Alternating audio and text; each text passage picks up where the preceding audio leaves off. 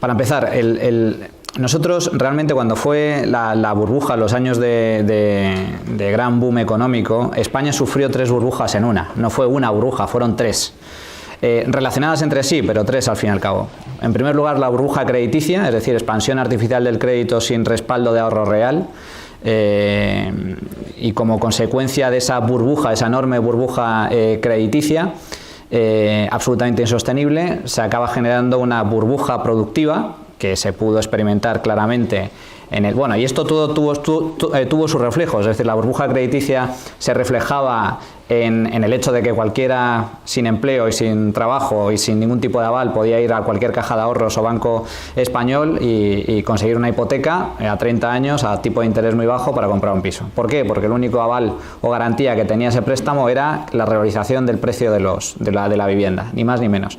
La burbuja productiva que se experimentó, se reflejó en un crecimiento exponencial del precio de la vivienda en España durante muchos años, a precios absolutamente exorbitados, y, por poner un dato, la construcción de 800.000 viviendas al año en España se llegó a construir en el pico de la burbuja inmobiliaria, que era el equivalente a todas las viviendas que se construían en Francia, Alemania y Reino Unido juntos. Y en tercer lugar, una burbuja de la que se habla poco, por desgracia, que es la burbuja del sector público. Al calor de la burbuja crediticia y al calor de la burbuja económica, de la burbuja productiva, lo que sucedió durante esos años de boom es que las arcas públicas se llenaban sin hacer nada. Tanto se llenaban que los políticos incluso sacaban pecho diciendo que podían reducir impuestos. No sé si recordaréis, algunos de vosotros sois muy jóvenes, pero Zapatero llegó a decir que bajar impuestos es de izquierdas. ¿Y por qué decía eso? Porque bajaba impuestos y subía la recaudación una auténtica barbaridad, porque no tenían que hacer nada. Incluso bajando impuestos se recaudaba muchísimo más de lo que se gastaba. Y hasta tal punto fue así que durante los últimos años del primer gobierno de Zapatero, el sector público llegó a registrar superávit fiscal. Es decir, ingresó más de lo que gastaba. Ingresó más de lo que gastaba por primera vez en muchísimos años en España. En España siempre ha tenido un déficit estructural a nivel público bastante importante. Y eso era fruto de que la recaudación aumentaba a un ritmo muy superior al que aumentaba el gasto. Pero ¿cuál era el problema? El problema es que esa recaudación era absolutamente artificial. Era una recaudación fruto a su vez de una burbuja. En el momento en el que estalla la burbuja, se ve que la recaudación cae a plomo y, sin embargo, durante esos años de boom, el gasto público, especialmente estructural, creció a un ritmo similar al de la recaudación, pero era una recaudación, insisto, artificial. Como consecuencia, cuando estalla la crisis, digamos que la marea baja y se ve cuáles son las miserias. ¿Y cuáles eran las miserias? Las miserias eran que la recaudación se desplomó, el gasto público se mantenía intacto, incluso llegó a subir durante los primeros años de crisis, los famosos planes E, aumento de empleo público, etcétera, y como consecuencia España llegó a registrar un déficit público de 2 dígitos, equivalente al 11% del PIB español. Estamos hablando de más de 100.000 millones de euros de agujero fiscal. España estaba en quiebra y así, y de hecho tuvimos que ser rescatados por el Banco Central Europeo por la puerta de atrás. Bien, ese fue el origen de la crisis. ¿Qué es lo que ha sucedido durante la crisis? Lo que ha sucedido durante la crisis es que se han saneado 2 burbujas, la burbuja crediticia y la burbuja productiva. La burbuja crediticia, ¿cómo se saneó? Se saneó, por desgracia, rescatando las cajas de ahorros con dinero público. Pero bueno, se podía haber hecho de otra forma, pero se hizo de esa, como sucedió en otros países. La cuestión es que se sanearon los balances de buena parte del sistema financiero, porque la mitad del sistema financiero español, el sistema politizado, el que dependía del poder político, las famosas cajas de ahorros, quebraron y tuvieron que ser rescatadas. Se saneó también el sector productivo. El reflejo de que se saneó el sector productivo es que el precio de la vivienda se despeñó hasta un 50% con respecto al pico, con respecto al máximo valor que alcanzó la vivienda durante el pico de la burbuja. Y por lo tanto también se saneó el sector productivo. Se fueron a la quiebra las grandes inmobiliarias, se fueron a la quiebra las constructoras, se fueron a la quiebra agencias inmobiliarias, se fueron, digamos que saneó el sistema, y todas las empresas que habían crecido al calor de una burbuja crediticia insostenible desaparecieron. Y por lo tanto la estructura productiva se saneó. Y otro fruto, otra señal significativa del saneamiento del sector productivo español es que los españoles, como sociedad, tanto familias como empresas, nos endeudamos muy por encima de nuestras posibilidades. Gastamos muy por encima de nuestras posibilidades gracias a un crédito fácil y barato, absolutamente artificial, fruto de la burbuja previa que os estoy comentando. Y por lo tanto acumulamos una deuda brutal, mucha de esa deuda improductiva, porque invertimos en activos a precios sobrevalorados o directamente en inversiones que no eran en absoluto productivas, como la construcción de vivienda o comprar un piso a precios desorbitados. Bien, eso también nos hemos logrado sanear. Cuando se habla de austeridad en España, yo digo sí, ha habido austeridad, pero únicamente en una parte, que es el sector privado.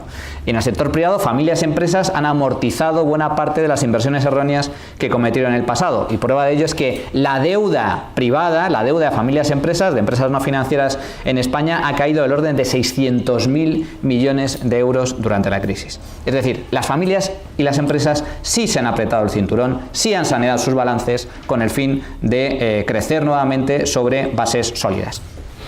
Pero cuidado, falta una burbuja, que es la burbuja del sector público. La burbuja del sector público todavía no ha estallado. La burbuja del sector público se escenifica en varios indicadores. Para empezar, comenzamos la crisis con un nivel de deuda del 35% del PIB, unos 350.000 millones. Ahora tenemos un nivel de deuda del 99% del PIB, 1,2 billones de euros. Es decir, cerca de 800.000 millones de euros más de deuda pública que ha acumulado el sector, el conjunto de las administraciones durante los últimos años, desde el estallido de la crisis. Se refleja también en el déficit público. El déficit público en España ronda el 2,6% a cierre del año 2018, pero ese es el mayor nivel de déficit de toda la zona euro y de toda la Unión Europea. Es decir, Francia creo que registra un nivel de déficit similar, pero seguimos a la cabeza en cuanto a déficit público.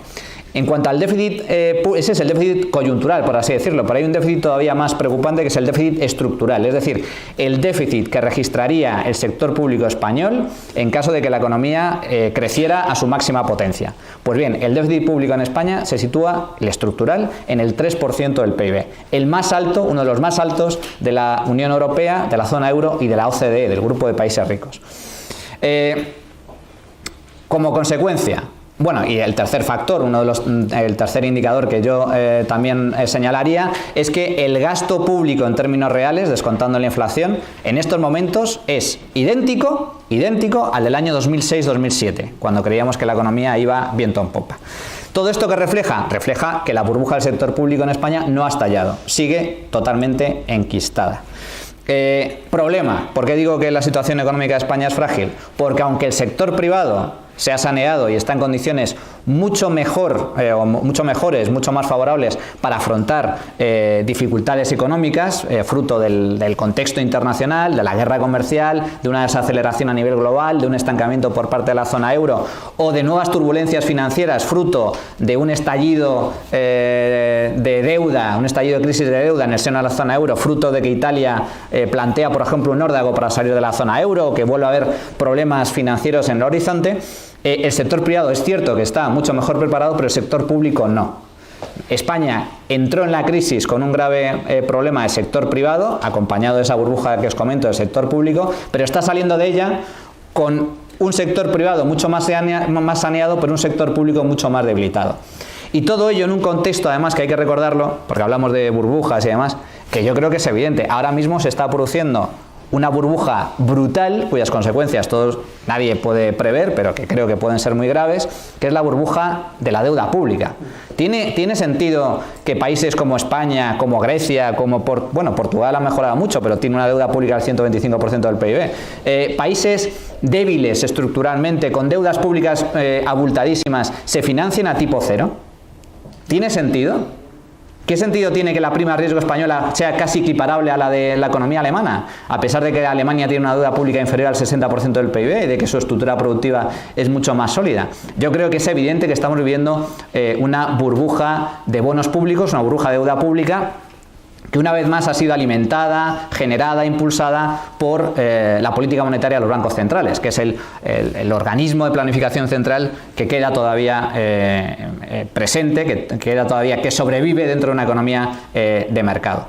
Y claro, ¿cuál es el problema? El problema es que si estamos en un contexto de burbuja de deuda pública, España pues cuenta con factores muy negativos a tener en cuenta en caso de que finalmente se desencadene algún tipo de crisis en esta materia. Con una deuda pública próxima al 100% del PIB, con un déficit público al borde del 3%, un déficit público estructural de los más elevados y un gasto público en términos reales similar al de la burbuja, al del pico de la burbuja inmobiliaria, yo creo que pinta un contexto ciertamente preocupante en caso de que vuelvan a aparecer dificultades, porque insisto, la burbuja del sector público no ha estallado en este país, se ha mantenido de forma más o menos soterrada, de forma más o menos oculta durante estos últimos años.